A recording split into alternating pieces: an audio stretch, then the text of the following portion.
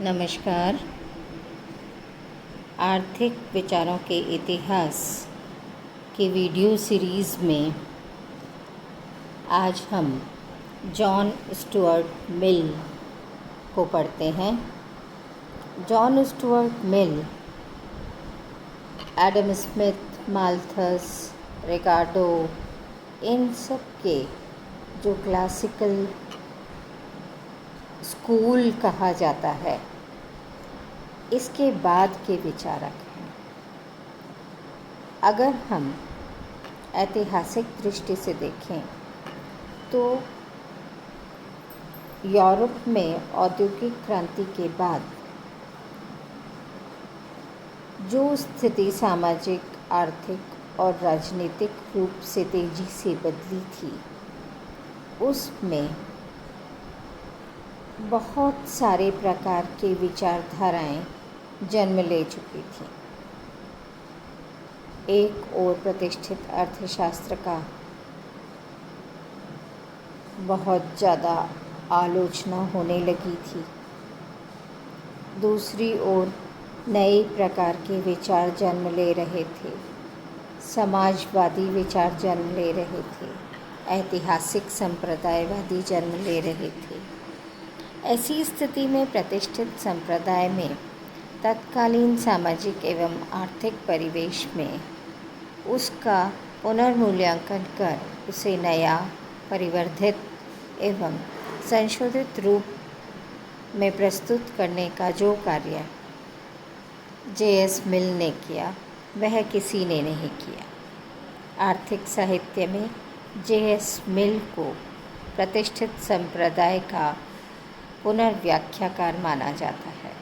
John Stuart मिल का जन्म 1806 में इंग्लैंड में हुआ। ये प्रसिद्ध इतिहासवेत्ता, दर्शनशास्त्री और अर्थशास्त्री जेम्स मिल के पुत्र थे और इनका बहुत सारी पुस्तकों से अध्ययन बचपन में ही हो गया था। ग्रीक, लैटिन, फ्रेंच, इंग्लिश अनेक भाषाओं के ज्ञाता थे।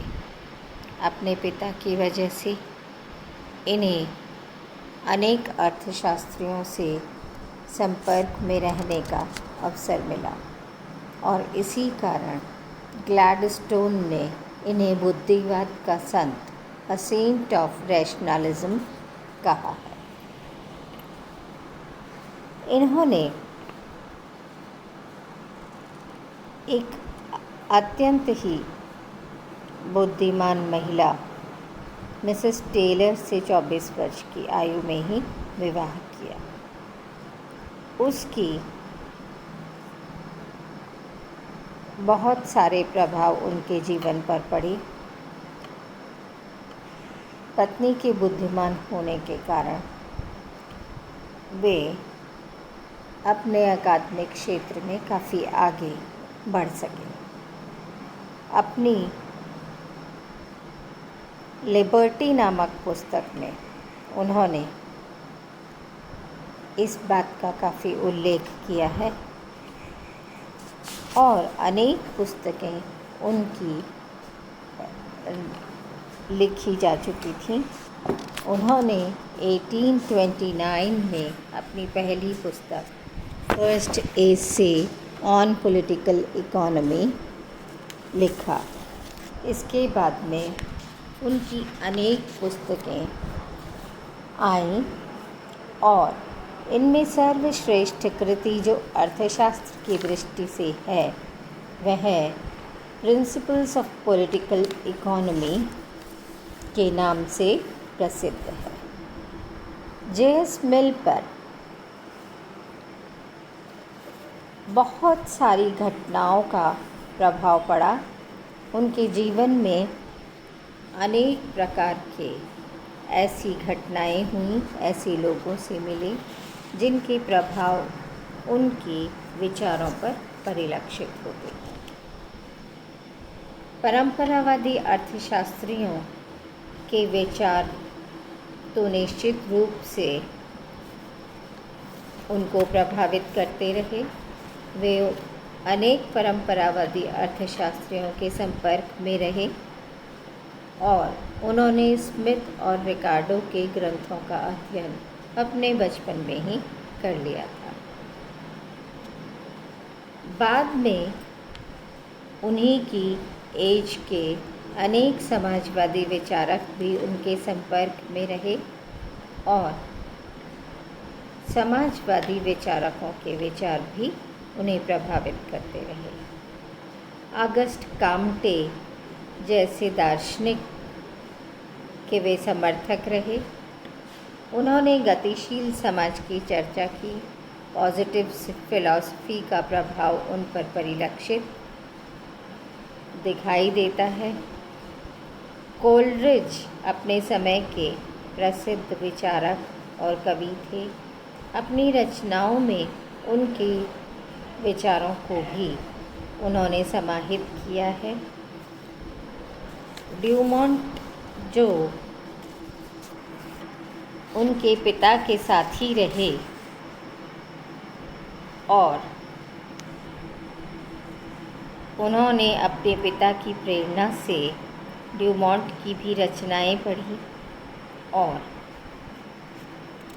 उनके पिता का तो निश्चित ही उनके जीवन पर प्रभाव रहा। इसके साथ साथ उन्होंने समाजवादी विचारकों को पढ़ा। प्लेटो की रिपब्लिक का प्रभाव उन पर दिखाई देता है। लॉक और ह्यूम के प्रत्यक्षवाद का भी प्रभाव मिल पर दिखाई देता है।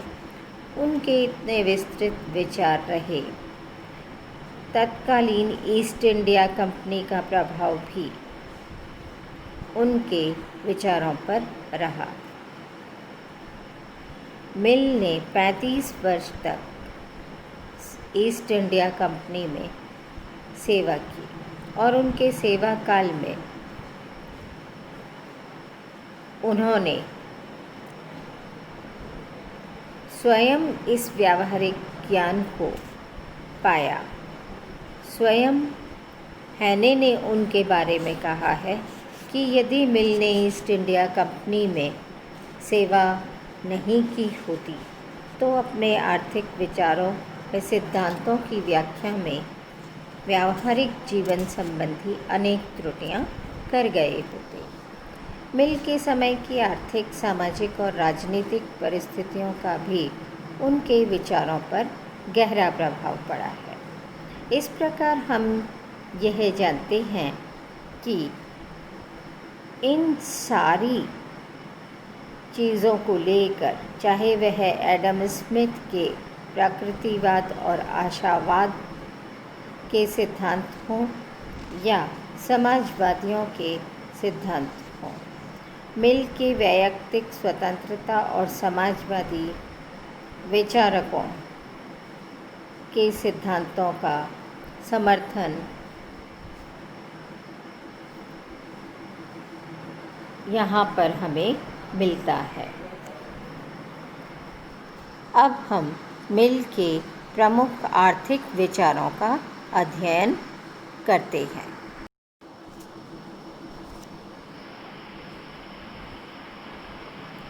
मिल के आर्थिक विचारों को पढ़ना और समझना बहुत व्यापक दृष्टिकोण वाला है। मिल के आर्थिक विचारों को हम मूल रूप से 8 भागों में बांटकर पढ़ रहे हैं। यहाँ हम एडम स्मिथ के पुस्तक वेल्थ ऑफ नेशंस से लेकर मिल की पुस्तक प्रिंसिपल ऑफ पॉलिटिकल इकोनॉमी के प्रकाशन तक प्रतिष्ठित शाखा के विचार इंग्लैंड से प्रारंभ होकर पूरे यूरोप में फैल चुके थे। इसी अवधि में अनेक प्रकार के विचार सामने आए और उन सभी विचारों से मिल प्रभावित रहे। उनके विचारों को मूल रूप से 3 भागों में बांट दिया गया। एक तो उनके परंपरावादी विचार, जो कि उन्होंने पुनर्व्याख्या और समर्थन के रूप में रखे हैं। दूसरे उनके वे विचार जो परंपरावादी विचारधारा से मतभेद रखते हैं।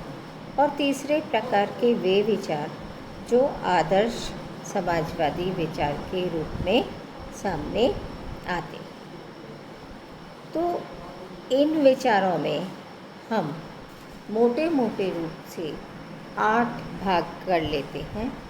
और सबसे पहले स्वहित का सिद्धांत, जो कि एडम स्मिथ का सिद्धांत है। एडम स्मिथ के सुखवाद और उपयोगितावाद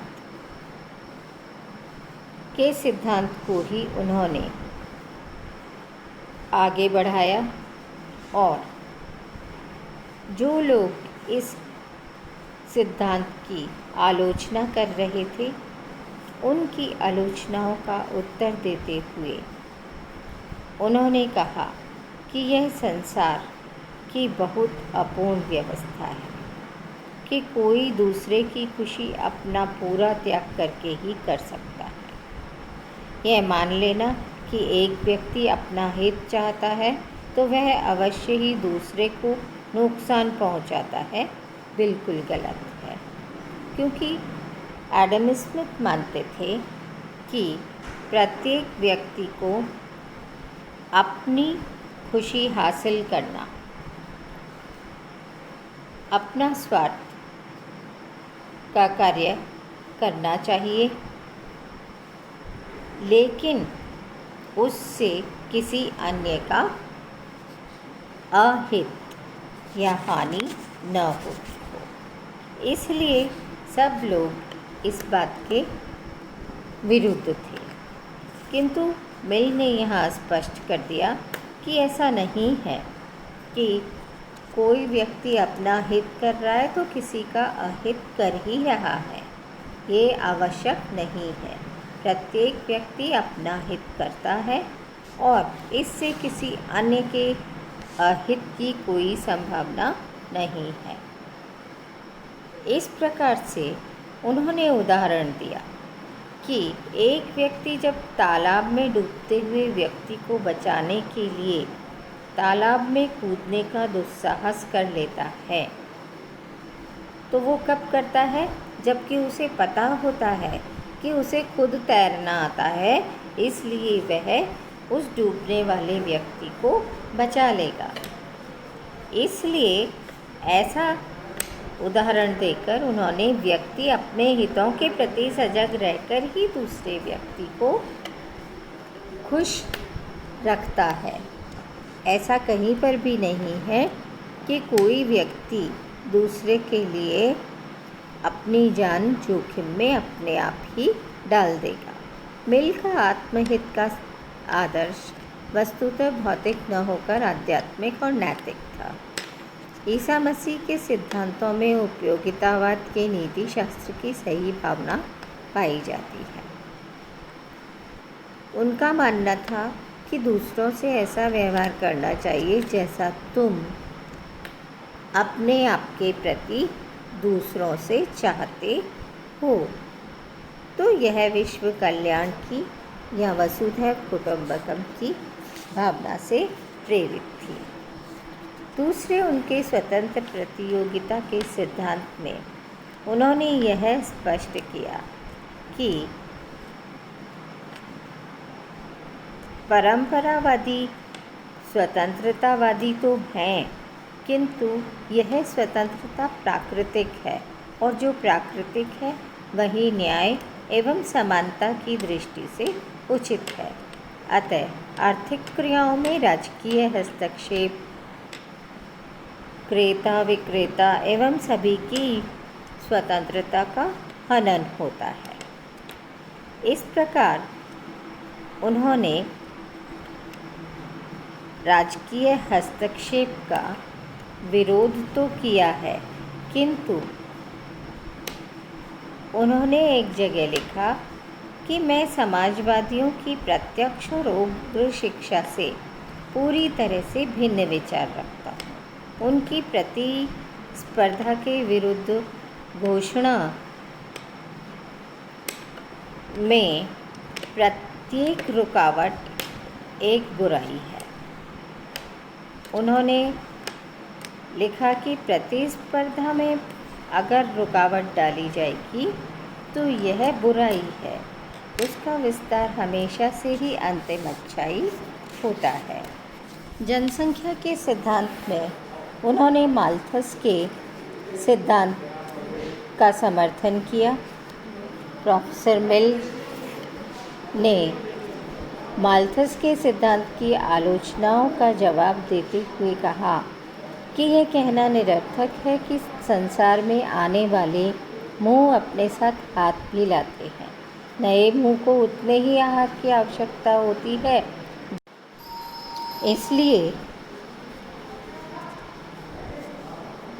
नया हाथ लेकिन उतना काम नहीं कर सकता जितना पुराना हाथ काम कर रहा है। इसलिए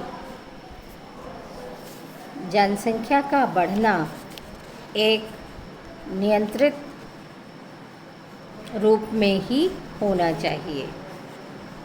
उन्होंने अपनी पुस्तक लिबर्टी में लिखा कि विवाह पर तब तक रोक लगा देनी चाहिए जब तक कि दोनों पक्ष यह प्रमाण न दे दें कि वे अपने परिवार का पालन पोषण कर लेंगे। मूल्य के सिद्धांत में उन्होंने रिकार्डो का समर्थन किया और रिकार्डो का समर्थन करते समय वे मांग व पूर्ति के नियम को स्वीकार करते हैं और मूल्य निर्धारण नियम में कुछ भी शेष नहीं बचा जिसे वर्तमान या भविष्य के किसी लेखक को स्पष्ट करने की ज़रूरत हो। उनके अनुसार मूल्य न केवल मांग व पूर्ति के द्वारा निर्धारित होता है, बल्कि मांग व पूर्ति भी मूल्य के द्वारा निर्धारित होते हैं। मिल के शब्दों में मूल्य एक ऐसी स्थिति है जिसकी मांग व पूर्ति की मात्रा बराबर होती है, अर्थात वे साम्य कीमत की बात करते हैं। साम्य बिंदु पर उन्होंने कीमत निर्धारण की बात कही और उनके अनुसार किसी वस्तु की सामान्य कीमत उत्पादन व्यय के बराबर होती है। उनके सिद्धांत में जो बातें मुख्य हैं वे सामान्य मूल्य व बाजार मूल्य दो प्रकार के होंगे। जिस मूल्य पर किसी वस्तु का समय विशेष पर क्रय विक्रय होता है वह बाजार मूल्य है और इसे उच्चतम व निम्नतम सीमाओं के बीच ही निर्धारित होना चाहिए। उसके बाद उनका था मजदूरी का सिद्धांत।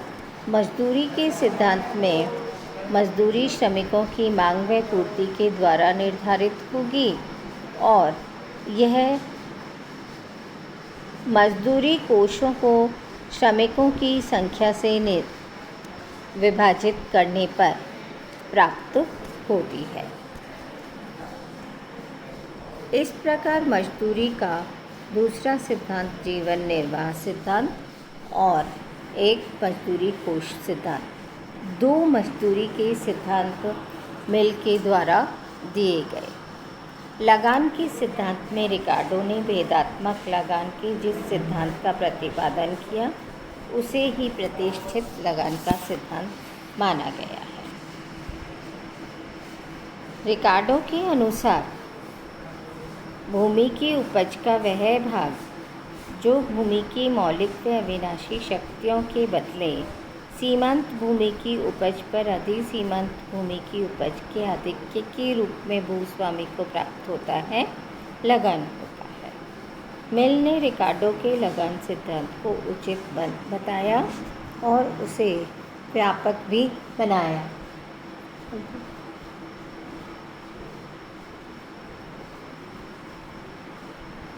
इसके अतिरिक्त अंतर्राष्ट्रीय व्यापार के सिद्धांत में प्रतिष्ठित अर्थशास्त्रियों के अंतर्राष्ट्रीय व्यापार संबंधी तुलनात्मक लागत सिद्धांत को ही प्रोफेसर मिल ने अपने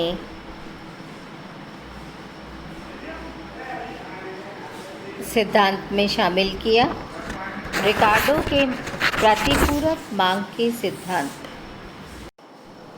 अंतर्राष्ट्रीय व्यापार के सिद्धांत में मिल के विचार को हम रिकार्डो के मॉडल द्वारा स्पष्ट कर सकते हैं। मिल ने जिस बिंदु पर निर्यात मूल्य उसके आयात मूल्यों के बराबर हो जाते हैं वही साम्य की स्थिति होती है। उन्हीं के शब्दों में अंतर्राष्ट्रीय मूल्यों का सिद्धांत अधिक सामान्य नियम, मांग और पूर्ति के समीकरण का एक विस्तार मात्र होता है। इस प्रकार एक देश अपने उत्पादन की इकाई के बदले में दूसरे देश के उत्पादन की जो मात्रा प्राप्त करता है वही व्यापार की शर्त है। यही संतुलन की स्थिति होती है जहाँ व्यापार की शर्त निश्चित होती है। इस प्रकार मिल के विचार में व्यापार की दोनों वस्तुओं की विनिमय दर दोनों देशों में इस प्रकार होनी चाहिए कि प्रत्येक देश के आयात उसके निर्यातों का पूर्ण भुगतान कर दें, और उन्होंने इसे अंतर्राष्ट्रीय मांग का समीकरण कहा है। लाभ के सिद्धांत को जब हम लें तो हम पाएंगे कि प्रतिष्ठित अर्थशास्त्रियों के लाभ के बारे में विचार बड़े ही अस्पष्ट एवं भ्रामक थे। उन्होंने उद्यम को उत्पादन का अलग से साधन नहीं माना, बल्कि उस काल में, जैसा कि मैं पहले के वीडियोज़ में आपको बता चुकी हूँ, कि प्रतिष्ठित सिद्धांत में केवल 3 ही उत्पादन के साधन थे: भूमि, श्रम और पूंजी। इसलिए पूंजीपति ही एंटरप्रेन्योर भी होता था। लाभ और ब्याज, इनको अलग नहीं किया गया। इस कारण लाभों का सिद्धांत कोई अलग से प्रतिपादित नहीं हुआ। लाभ और ब्याज में प्रतिष्ठित अर्थशास्त्र में किसी प्रकार के अंतर न होने के कारण किसी एक भिन्न भिन्न सिद्धांत की प्रतिष्ठा नहीं हो सकी। अन्य सिद्धांतों में मिल ने एडम स्मिथ की भांति श्रम विभाजन की प्रशंसा की। पूंजी को उत्पाद का तीसरा साधन मानते हुए उन्होंने बड़े उद्योगों में पूंजी को महत्व देते हुए वहाँ पूंजी गहन उद्योगों की महत्ता को स्वीकार किया। श्रम को 2 भागों में बांटा: उत्पादक और अनुत्पादक श्रम। इस प्रकार हम पाते हैं कि जे.एस. मिल अपने पूरे लेखन में और विचारों में परंपरावादी विचारकों से ही समर्थन में। अब हम उनके दूसरी प्रकार के कुछ ऐसे विचार हैं जो परंपरावादी विचारधारा से मतभेद रखते हैं। जैसे अर्थशास्त्र की परिभाषा प्रकृति एवं क्षेत्र के विषय में उन्होंने यह स्वीकार किया कि अर्थशास्त्र सामाजिक उन्नति करने का मार्ग भी बतलाता है। इसे न केवल एक वास्तविक विज्ञान बताया, बल्कि उनके अनुसार अर्थशास्त्र एक आदर्श विज्ञान भी है। दूसरा अंतर उनका अर्थशास्त्र के नियम और अध्ययन प्रणाली से लेकर था। परंपरावादी अर्थशास्त्रियों ने प्राकृतिक नियमों की भांति आर्थिक नियमों को भी निरपेक्ष एवं सार्वभौमिक माना, जबकि मिल का विचार था कि अर्थशास्त्र के सिद्धांत सामाजिक रीति रिवाजों और भिन्न भिन्न परिस्थितियों में के कारण भिन्न भिन्न हो जाते हैं। इसलिए उनके सभी नियमों को सार्वभौमिक या शाश्वत नहीं माना जा सकता, बल्कि वे सापेक्षिक एवं काल्पनिक होते हैं। आर्थिक गतिशीलता को लेकर उनका यह मानना था कि समाज की समस्याओं का अध्ययन होना चाहिए और आविष्कारों, योग्यताओं, व्यापार इत्यादि कार्यों से आर्थिक गतिशीलता प्रभावित होती है। आर्थिक विकास और स्थिर समाज। आर्थिक विकास के साथ साथ स्थिर समाज भी होना चाहिए। उनके संरक्षण की नीति जो थी वह भी काफ़ी सीमा तक वे पक्ष में थे। वे शिशु उद्योगों को संरक्षण देने के पक्ष में थे। हालांकि वे अंतर्राष्ट्रीय व्यापार के पक्ष में थे, मुक्त अर्थव्यवस्था के पक्ष में भी थे, लेकिन औद्योगिक विकास के लिए संरक्षण को भी आवश्यक मानते थे। राजकीय हस्तक्षेप के लिए उन्होंने कुछ क्षेत्रों में ही राजकीय हस्तक्षेप को सीमित किया। शिक्षा, उपभोक्ता हित, कार्य के घंटों का निर्धारण, निर्धन, असहाय और पागल व्यक्तियों की सहायता, वैज्ञानिक प्रबंधन, उपनिवेश प्रबंध, सार्वजनिक निर्माण कार्यों का नियंत्रण। इस प्रकार उन्होंने सरकारी हस्तक्षेप को महत्वपूर्ण बताया और उसके दो रूप बताए, ऐच्छिक और आदेशात्मक। एक आदर्श समाजवादी विचार भी उन्होंने प्रस्तुत किए। वे फ्रांसीसी समाजवादियों से संपर्क में आने के बाद समाजवाद के विचारों से प्रभावित रहे और उन्होंने व्यक्तिवादी समाजवाद की स्थापना की और उन्होंने स्वयं लिखा कि किस प्रकार सामूहिक स्वामित्व द्वारा विश्व के कच्चे माल एवं संयुक्त श्रम के लाभों के समान वितरण के साथ कार्य करने की अधिकतम व्यक्तिगत स्वतंत्रता समन्वित की जाए। इसके लिए वे मजदूरी प्रणाली के उन्मूलन, लगान का समाजीकरण और उत्तराधिकार नियमों में संशोधन कर धन के असमान वितरण को कम करना चाहते थे।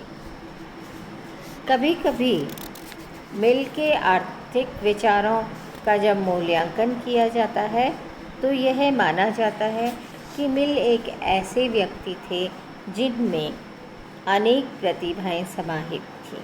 वे केवल अर्थशास्त्री ही नहीं थे, वरन वे एक महान निष्ठावान निर्वादवादी, उदारता के समर्थक, उपयोगितावादी, दर्शनशास्त्री, नीतिशास्त्री, राजनीति शास्त्रवेत्ता, तर्कशास्त्री और समाजवादी थे। वे एक संक्रमणकालीन अर्थशास्त्री एवं विचारक थे। उस समय प्रतिष्ठित विचारधारा का सूर्यास्त और समाजवाद का सूर्योदय हो रहा था, इसलिए उनमें अनेक प्रकार के विचार हमें देखने को मिलते हैं। विद्यार्थियों की कई पीढ़ियों के लिए उनकी पुस्तक ने आर्थिक सिद्धांतों की बाइबल का काम किया। इन सिद्धांतों ने परंपरावादी सिद्धांतों का अंतिम विश्लेषण प्रस्तुत किया और उन सुधारों को बताया कि रिकार्डो के बाद के लेखकों ने प्रस्तुत किए हुए सिद्धांत किस तरह से सुधरे हुए हैं।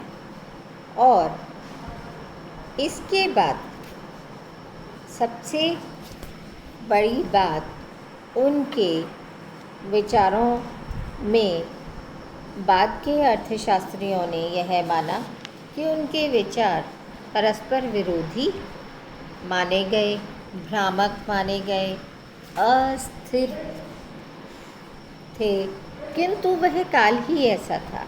उस संक्रमण काल में इस प्रकार के विचार होना स्वाभाविक था।